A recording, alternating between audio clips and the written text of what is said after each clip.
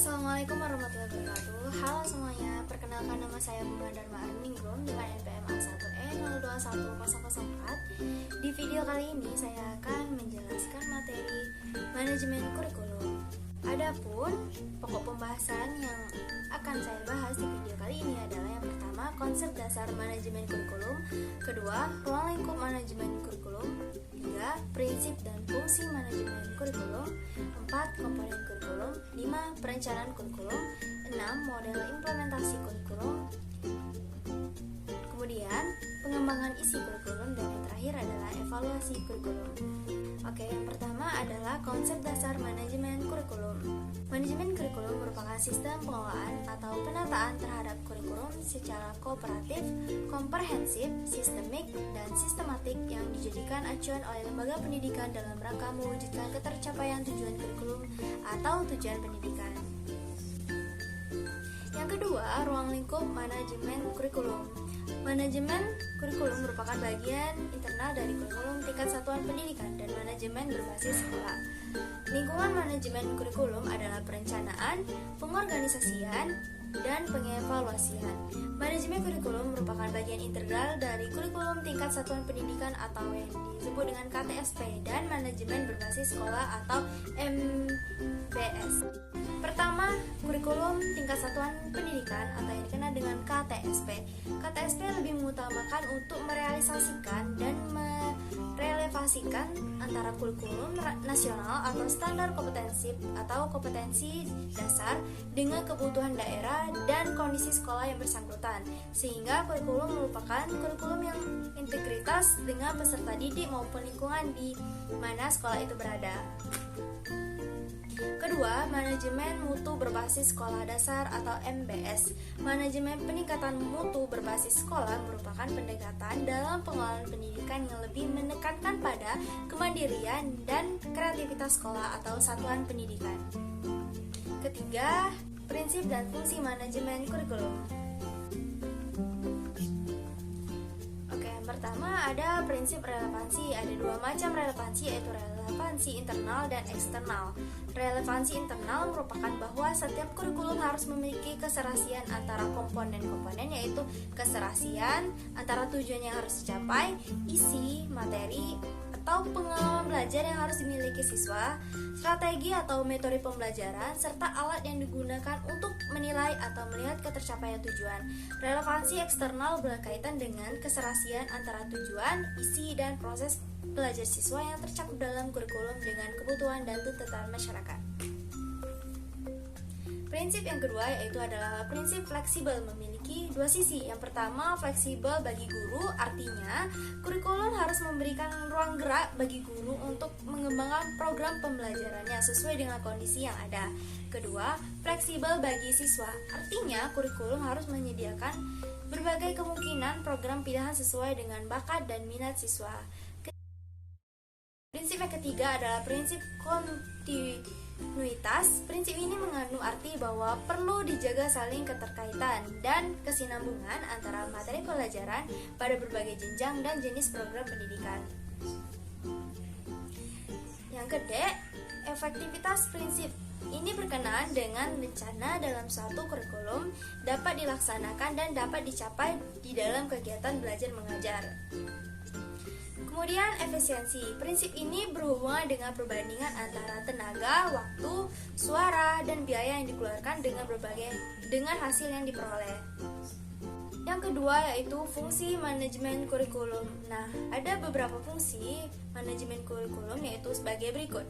Yang pertama adalah meningkatkan efisiensi pemanfaatan sumber daya kurikulum. Kedua, meningkatkan keadilan dan kesempatan pada siswa untuk mencapai hasil yang maksimal. Ketiga, meningkatkan relevansi dan efektivitas pembelajaran sesuai dengan kebutuhan peserta didik maupun lingkungan sekitar. Keempat, meningkatkan efektivitas kerja guru maupun siswa. Dan yang terakhir adalah meningkatkan partisipasi masyarakat dalam pengembangan kurikulum. Selanjutnya yaitu komponen kurikulum.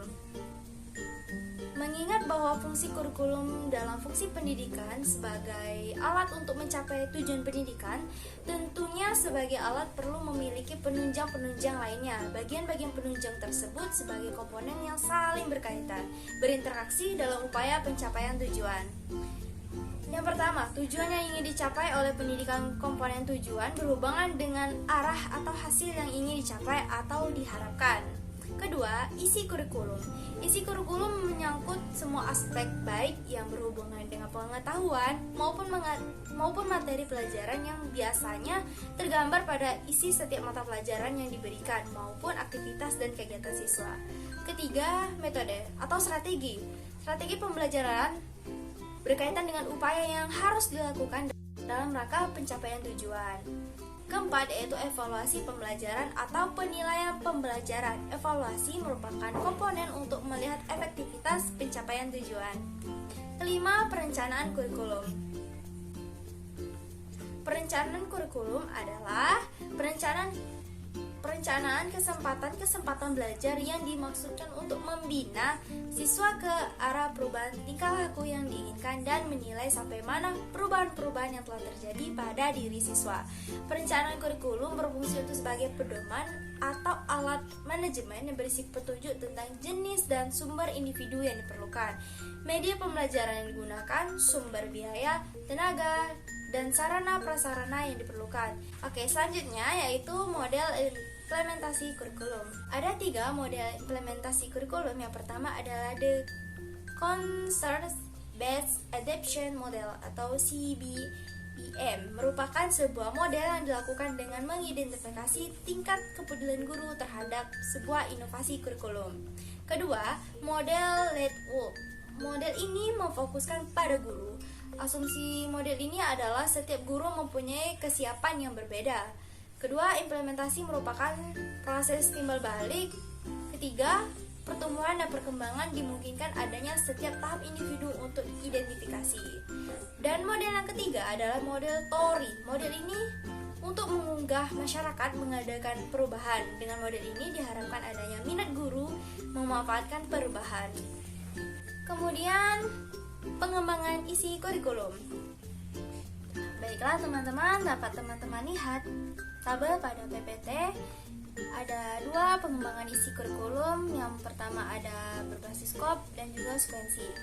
Yang skop ini yang mana terdiri dari ruang lingkup berupa kedalaman dan keluasan.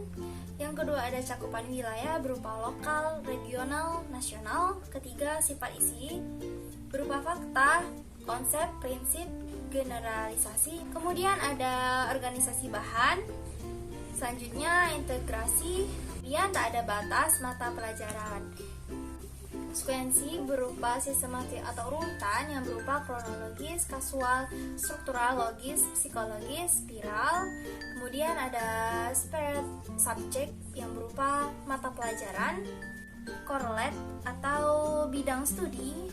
Dan yang terakhir integrasi aspek tertentu berupa tematik, gender, lingkungan, life skill, kontekstual, kehidupan dan alam pekerjaan. Dan materi yang terakhir adalah evaluasi kurikulum. Evaluasi atau penilaian kurikulum merupakan pemeriksaan secara terus-menerus untuk mendapatkan informasi yang meliputi siswa, guru, program pendidikan, proses pembelajaran untuk mengetahui tingkat perubahan siswa dan ketepatan keputusan tentang gambaran siswa dan efektivitas program. Yang dievaluasi adalah yang pertama ada proses analisis kebutuhan dan kelayakan, kedua proses perencanaan dan pengembangan, yang ketiga proses implementasi atau pelaksanaan, keempat proses evaluasi kurikulum, dan yang terakhir ada proses perbaikan kurikulum. Demikian kawan-kawan presentasi dari saya. Mohon maaf apabila ada kesalahan, saya akhiri. Wabillahi taufiq wal hidayah. Wassalamualaikum warahmatullahi wabarakatuh.